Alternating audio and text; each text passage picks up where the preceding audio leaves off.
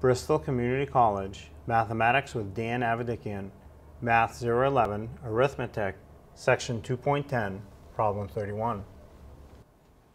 This is Section 2.10, Problem 31. It says find the average of 1/2 and 3/4.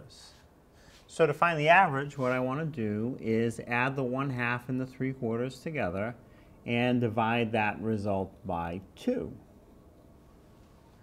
So now to add 1/2 and 3/4, I have to write them so that they have the same denominator. I need a common denominator. So the 1/2, let me write that as 2/4, and I'll leave the 3/4 the way it is, and a 2 underneath. So how did I change that 1/2 to 2/4? It is an equivalent fraction.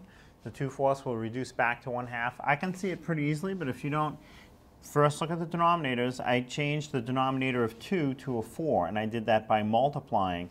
I multiplied 2 times 2 is 4, so the numerator of 1 times the same value of 2, 1 times 2 gave me the 2. And again, to add the fractions, I need a common denominator, so 4 worked pretty well. And the 3/4, if the 4 got to stay, the 3 also gets to stay. So now I can add those fractions. There's still a divide by 2 underneath to find the average. Keep my common denominator of 4 and combine the numerators. 2 plus 3 more is 5. So what I have is 5/4 divide by 2.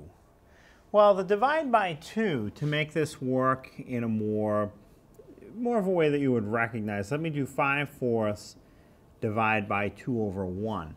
Again, that 2 I wrote as a fraction by just putting a 1 under it. Any whole number can be written as a fraction by putting a 1 under it. Now, why would I want to do that? It seems that whole numbers typically are more easy to deal with than fractions. Well, when you have a division that involves a fraction, what you're supposed to do is invert the bottom fraction and multiply times the top fraction. Well, the bottom number wasn't a fraction. How would I invert it? Well, by writing the 2 as a 2 over 1, now it's clear how I would invert it. So I leave the top of 5/4, and it becomes times the inverse of 2 over 1. So to invert it, I bring the 1 to the top and push the 2 to the bottom. So I have 5/4 times 1 over 2. And again, to multiply fractions, I don't need a common denominator or anything. I just multiply top times top. 5 times 1 is 5. Bottom times bottom, 4 times 2 is 8.